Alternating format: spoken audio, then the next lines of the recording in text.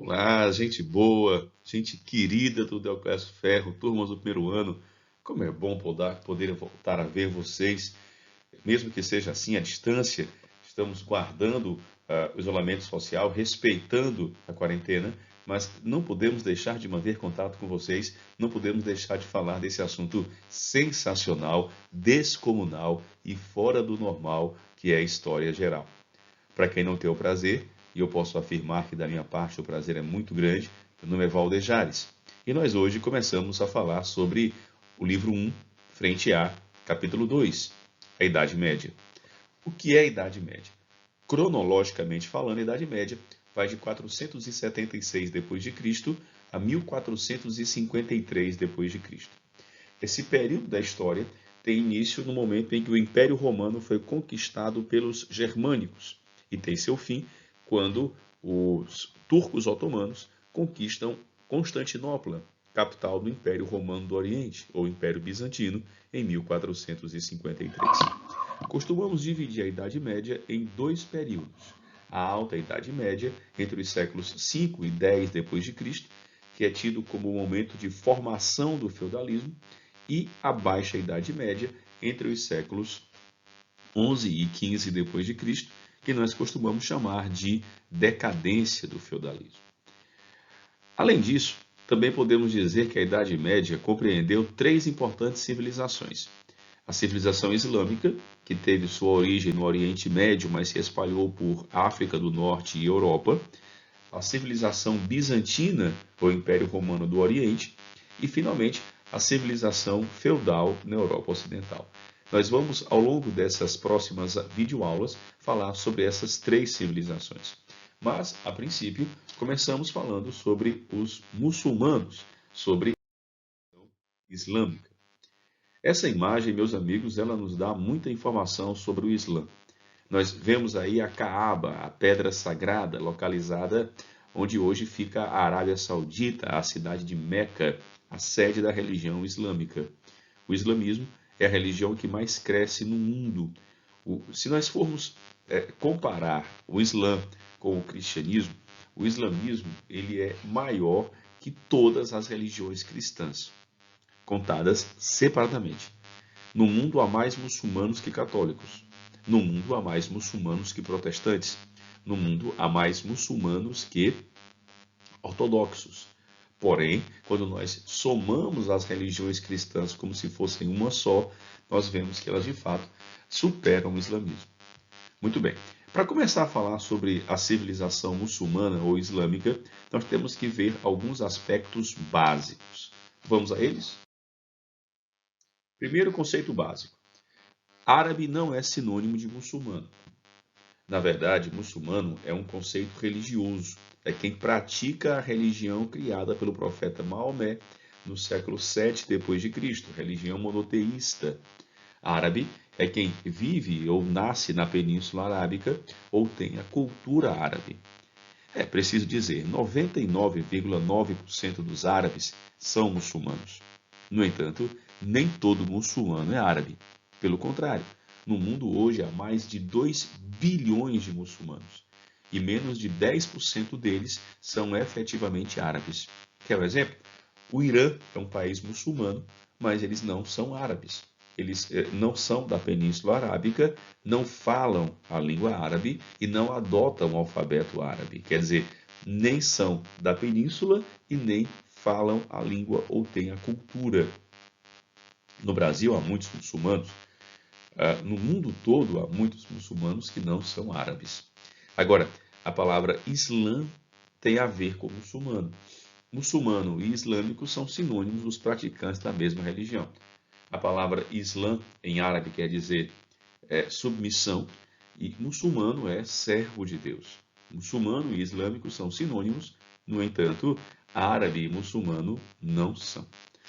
Meus amigos, gente boa, gente querida, é claro, não dá para falar sobre o surgimento do Islã sem falar da Arábia.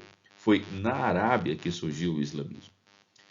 E a Arábia é uma das regiões mais inóspitas à vida humana em todo o planeta. Para que você tenha uma ideia, na Arábia chove no máximo 3 vezes por ano.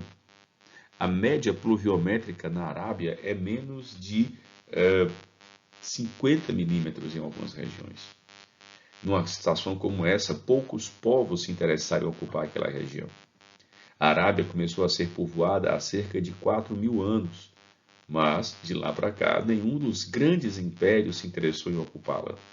Nem egípcios, babilônicos, assírios, persas, gregos, romanos, bizantinos, ninguém invadiu a Península Árabe, porque não tinha nada para fazer lá.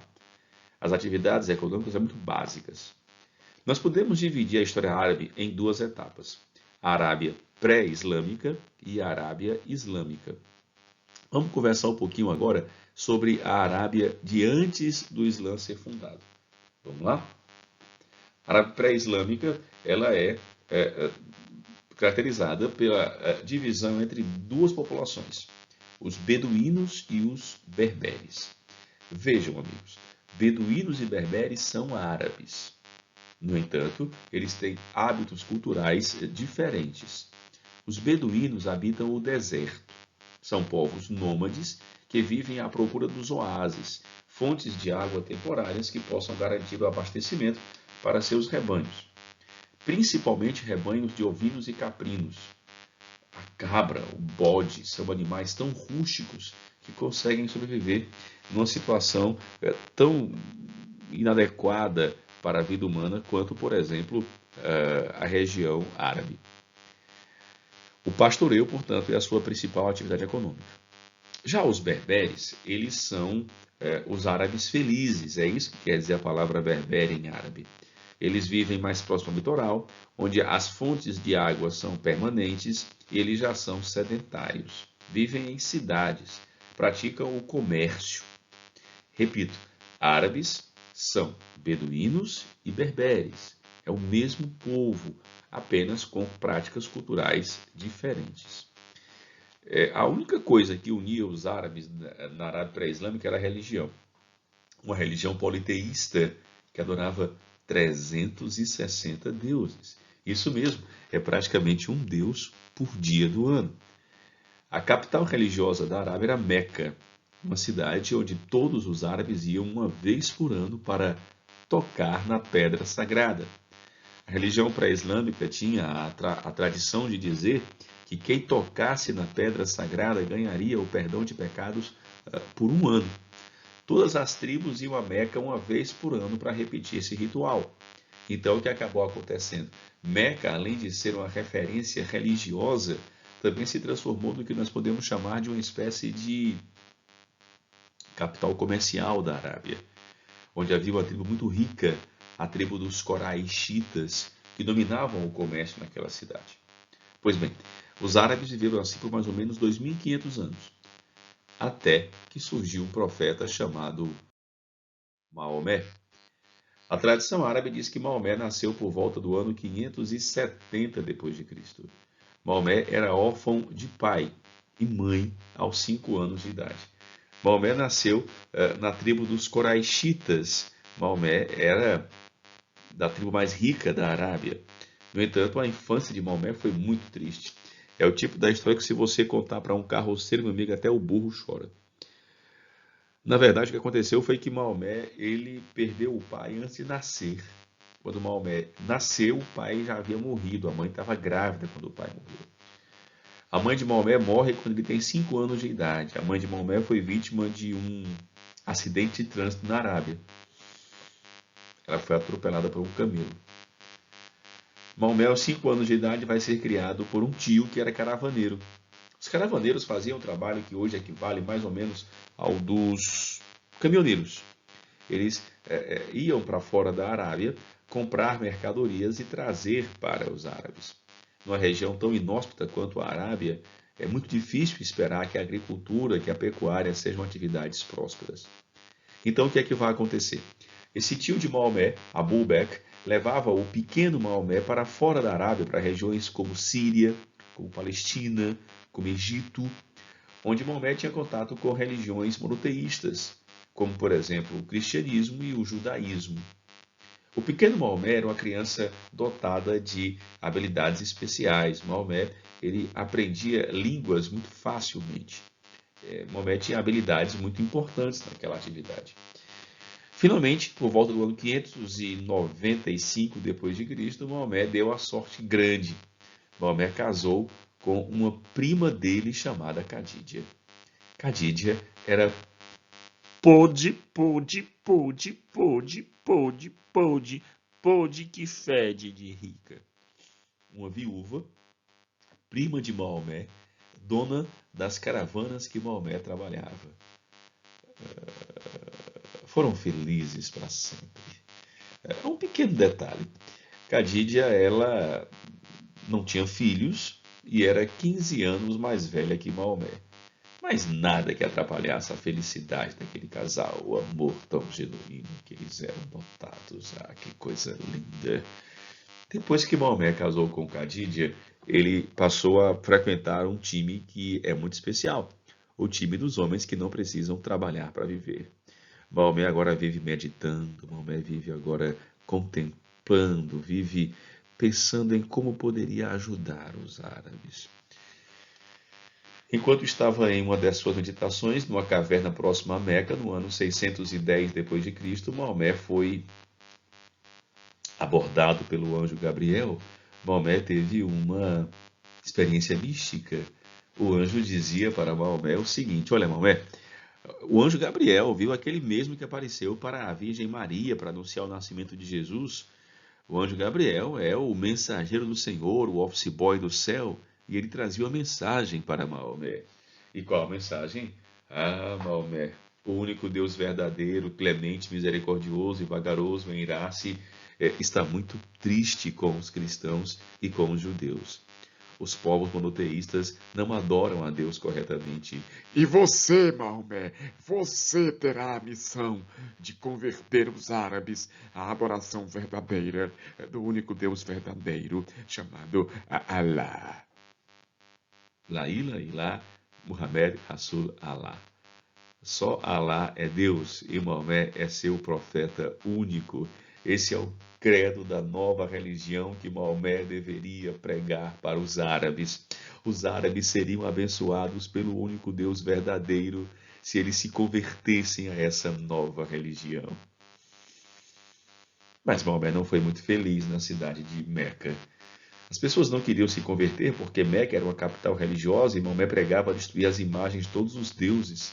É como se alguém chegasse no Juazeiro e mandasse destruir todas as imagens do Padre Cícero. É claro que não daria certo, é claro que isso acabaria mal. Maomé apanhou mais que boi ladrão. Foi obrigado a fugir de Meca. Esse episódio chama-se Égira. No ano 622 d.C., Maomé foge de Meca para a cidade de Yatreb. A Égira marca o início do calendário muçulmano. Foi em Yatreb que Maomé conseguiu converter os primeiros praticantes da sua nova religião. Por isso, Yatreb mudou de nome, passou a chamar-se Medina, em árabe, Madinah al-Nabi, a cidade do profeta. Muito bem. O Islã foi fundado na prática com as primeiras mesquitas em Yatreb. Mesquita é a igreja muçulmana.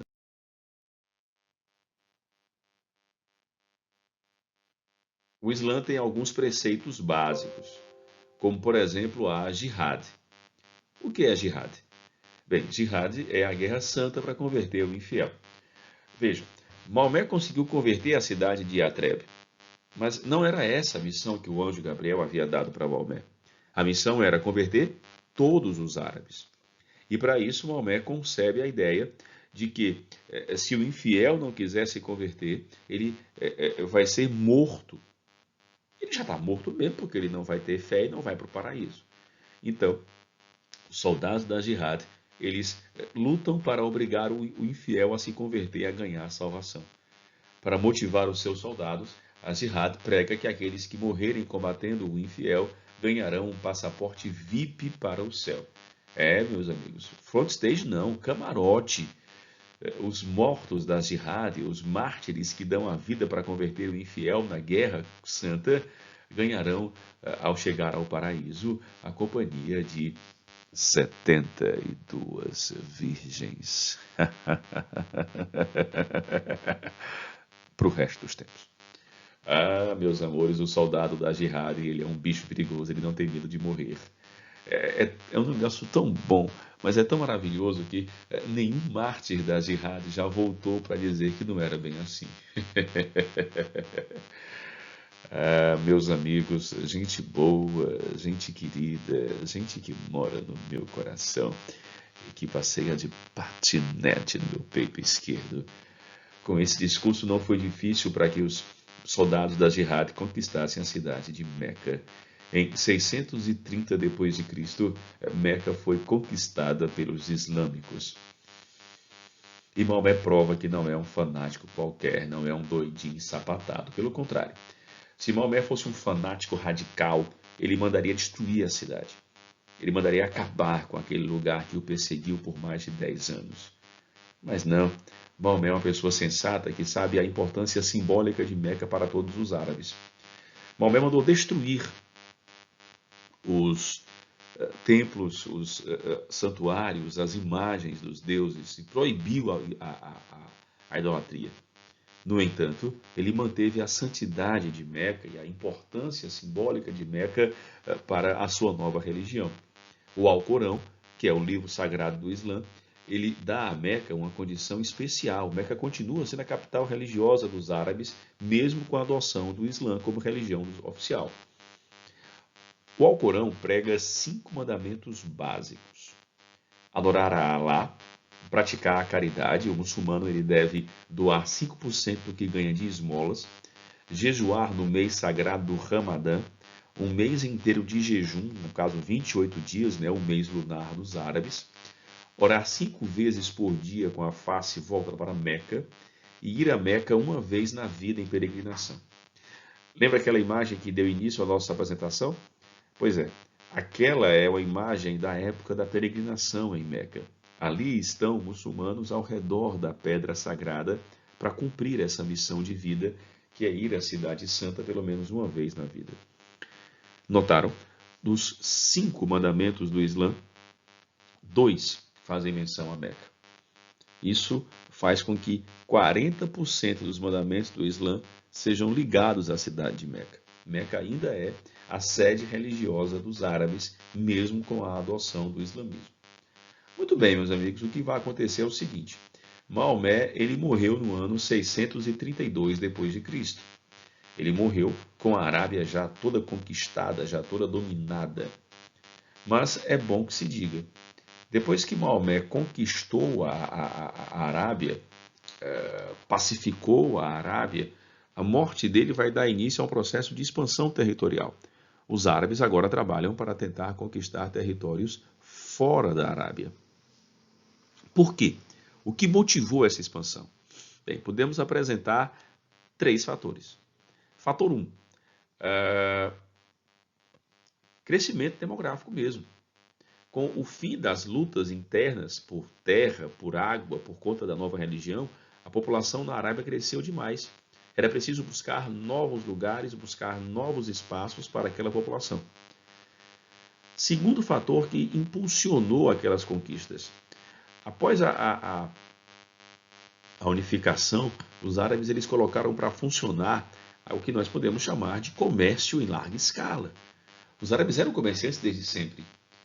Atacar e conquistar outros povos era aumentar a sua base comercial. E claro, não podemos negar, óbvio, que o terceiro motivo, sem dúvida alguma, tem a ver com a expansão do Islã, com a própria fé de converter o infiel. Mas o fato é que em 80 anos, os muçulmanos conquistaram territórios em pelo menos 3 continentes. Veja o mapa.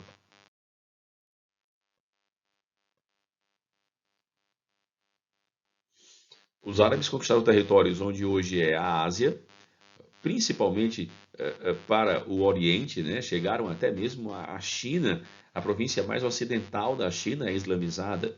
Conquistaram territórios onde hoje é o Irã, onde hoje é a Índia, no caso o Paquistão e o Afeganistão. Conquistaram territórios realmente muito extensos. No norte da África, todos os países daquela região foram convertidos entre os anos de 640 e 670. O Egito, a Líbia, a Tunísia, a Argélia, o Marrocos foram conquistados nessa época. Sem falar da Península Ibérica, Portugal e Espanha, que também foram dominados pelo Islã e, por sinal, passaram, no caso da Espanha, quase 700 anos sob domínio árabe. É inegável a influência da língua árabe na formação das línguas ibéricas. Muitas palavras que nós usamos em português até hoje são de origem árabe. Quer um exemplo? Almofada, almôndega, almoxarifado, xerife, ofício, sobrenomes como Alcântara, Albuquerque, são de origem árabe. Portanto, meus amigos, eu quero que vocês percebam o seguinte: o Islã se expandiu, tornou-se um império mundial, mas, diferente do Império Romano, o Império Árabe não era unificado politicamente. O império dividia-se em províncias autônomas, os chamados califados. Cada califado tinha leis, impostos, exército próprios, mas tinham a mesma base cultural, a religião islâmica. Havia 3 califados principais, um com sede na cidade de Bagdá, onde hoje é o Iraque, outro com capital em Síria, em Damasco, perdão, onde hoje é a Síria, e finalmente um deles na cidade de Córdoba, onde hoje fica a Espanha. O califa, o chefe do califado, ele é um sucessor do profeta. E aí o bicho pegou. Como é que se define um sucessor de Maomé? Como é que se escolhe um sucessor de Maomé? Para responder essa pergunta, surgiu a maior divisão religiosa dos muçulmanos. O Islã viveu a sua grande divisão em 2 seitas antagônicas por conta dessa questão. Como alguém se qualifica para ser sucessor do profeta? A religião muçulmana divide-se em 2 grandes grupos, os sunitas e os xiitas. Os sunitas são a maioria. De cada 7 muçulmanos, 6 são sunitas, e o nome sunita vem de Sunna, um livro que conta a história do profeta Maomé em louvores, em cânticos. Para os sunitas, o Alcorão e a Sunna são livros sagrados inspirados. E na Sunna se diz que a sucessão de Maomé se dá por forma meritória. Independentemente da família, da origem familiar do cidadão, se ele é um muçulmano exemplar, ele pode ser um sucessor de Maomé, sim. Os sunitas são mais moderados no contato com os infiéis. Os sunitas eles lidam melhor com os infiéis. Conosco, né, que não somos muçulmanos. Mas é bom que se diga, meus amigos, isso não quer dizer que eles não tenham intolerância também. Eu vou citar só 3 nomes para que você possa perceber como o Islã, ele sunita, também tem seus radicais. Osama Bin Laden, líder da Al-Qaeda, o cara que patrocinou os atentados das Torres Gêmeas em 2001.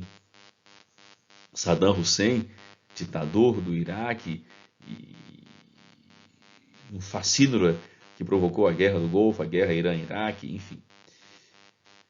E, finalmente, al-Baghdadi, líder do Estado Islâmico. São 3 personagens ligados ao sunismo, que são radicais. Então, não confunda xiismo, não associe xiismo com radicalismo ou com qualquer tipo de, como é que eu posso dizer, fundamentalismo. Não é característica exclusiva dos xiitas. Mas quem são os xiitas? Eles são minoria. Apenas 1 em cada 7 muçulmanos são xiitas. Os xiitas são maioria apenas no Irã e no Iraque. Fora isso, os sunitas são maioria em todos os países islâmicos. Para os xiitas, apenas o Alcorão é um livro sagrado. Os xiitas entendem que a sucessão do profeta Maomé só pode ser por via hereditária. O que é que isso quer dizer? Apenas os descendentes de Maomé, filhos do casamento de Ali, primo de Maomé, com Fátima, que era filho de Maomé, são herdeiros do profeta. Notem, apenas quem for da família de Maomé poderia ser califa. Essa é a grande diferença entre xiitas e sunitas. Ali foi o quarto califa. Ali era genro e primo de Maomé e foi morto pelos sunitas, na cidade de Mossul, onde hoje é o Iraque. Creem os xiitas que Ali vai voltar para libertá-lo da opressão dos sunitas. E aí o bicho pega, mas pega bem pegado. O Alcorão não faz qualquer menção à escatologia, a fim do mundo ou à salvação. Porque para o muçulmano essa vida material, carnal, ela é passageira. O que importa é você se qualificar para a nova vida que vem depois da morte. Não faz sentido você esperar a salvação do lado de cá. Os sunitas consideram os xiitas como sendo, digamos, hereges, apóstatas, porque acreditam na libertação por meio da volta de Ali. Já os xiitas caracterizam os sunitas como sendo hereges e apóstatas, porque determinam que qualquer muçulmano pode ser sucessor do profeta, não apenas quem é da sua família. Perceberam, meus amigos? Nós estamos falando de uma questão religiosa, mas que é profundamente marcante para os povos da Arábia. Os árabes, os muçulmanos, dividem-se nesses dois grupos e se pegam até hoje. O ódio que os xiitas têm dos sunitas e vice-versa é muito maior que o que eles têm de nós infiéis. Nós infiéis somos dignos de pena. Os xiitas acreditam que os sunitas se desviaram da fé e vice-versa. Muito bem. Para encerrar o nosso assunto, vamos apenas falar sobre as heranças culturais que o Islã deixou para o nosso mundo ocidental. Lamentavelmente, pessoal, tem muita gente por aí que associa islamismo com fanatismo, com ignorância. Isso é um absurdo. Há 1400 anos, quando surgiu a religião islâmica, eles desenvolveram uma cultura muito mais evoluída, muito mais desenvolvida que a nossa cultura ocidental. Agora, é uma cultura bem diferente. Por exemplo, os muçulmanos praticam a poligamia. Um homem pode ter até 4 esposas legítimas e tantas quantas esposas possa sustentar. Agora, um detalhe: a poligamia não é para quem quer, é para quem pode.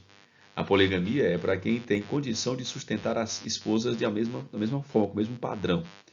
A justificativa é que na época da expansão muçulmana morreu muita gente, morreram muitos homens na guerra. E para que não fossem deixadas órfãs e viúvas abandonadas, elas poderiam casar em regime poligâmico, né? Para nós ocidentais isso é muito estranho. Para os muçulmanos isso é algo normal, é uma forma de mostrar consideração para com mulheres que ficariam abandonadas se não fossem pela poligamia. Outro traço cultural bem característico do Islã na Idade Média era o respeito e a tolerância com cristãos e judeus. É bom mencionar isso. Todos os povos conquistados eram obrigados a converter-se ao Islã automaticamente, sob pena de morte. Muçulmanos permitiam que cristãos e judeus mantivessem a sua religião desde que pagassem uma taxa especial, uma taxa, digamos assim, de fé, mas não eram obrigados a se converter ao islamismo. Heranças culturais, contribuições culturais deixadas pelo Islã. Podemos falar da literatura, As Mil e Uma Noites, o Alcorão. Personagens como Ali Babá, Simba, o Marujo, Aladim, são personagens que vêm das Mil e Uma Noites, um livro de contos que reúne várias influências de povos islâmicos. Contos iranianos, contos árabes, sírios, estão presentes nesse relato absolutamente fantástico das Mil e Uma Noites. Na matemática também, os árabes deixaram muitas contribuições. Foram eles, por exemplo, que desenvolveram a álgebra. Aliás, a palavra álgebra é claramente de origem árabe. Foram matemáticos árabes que, pela primeira vez, representaram o zero. Matemáticos árabes também foram responsáveis pela disseminação dos algarismos indianos. Nós usamos algarismos, números indo-arábicos, criados pelos indianos, mas desenvolvidos pelos muçulmanos e disseminados por eles mundo afora. Na química também há muita contribuição dos árabes. Aliás, a palavra química vem de alquimia, o negro. Os árabes dominavam técnicas com produtos químicos, como por exemplo soda cáustica, nitrato de prata, há 1.300 anos. A medicina árabe foi uma das mais evoluídas da antiguidade, do passado. Médicos árabes conheciam e trabalhavam com medicina altamente evoluída. Avicena é o médico mais importante da Idade Média. Avicena tinha um hospital em que atendia pessoas onde hoje fica a cidade de Bagdá, no Iraque. A filosofia árabe também é muito desenvolvida. Averroes era um sarraceno, né, um árabe nascido na Espanha, que teve muita contribuição porque traduziu os livros de Aristóteles do grego para o árabe e do árabe para o espanhol. A única área da cultura que deixou a desejar foi a pintura. O Alcorão proíbe a reprodução da figura humana. A imagem da figura humana não pode ser retratada, não pode ser desenhada para evitar a idolatria. E isso fez com que a pintura árabe fosse pouco desenvolvida. Portanto, meus amigos, estamos aqui encerrando esse nosso encontro, lembrando que temos atividades para casa. Anotem a agenda, por favor. Olha aí, exercícios de aprendizagem das páginas 44, 46 e 47 do livro 1, frente A, capítulo 2. 44, 45, são 3 questões. Fiquem à vontade para resolver as questões. Eu repito que foi um prazer revê-los, estarmos aqui juntos para falar desse assunto tão legal e sensacional que é a história geral. Um abraço a todos e nós nos vemos na próxima, se Deus quiser. Tchau, pessoal. Um abraço.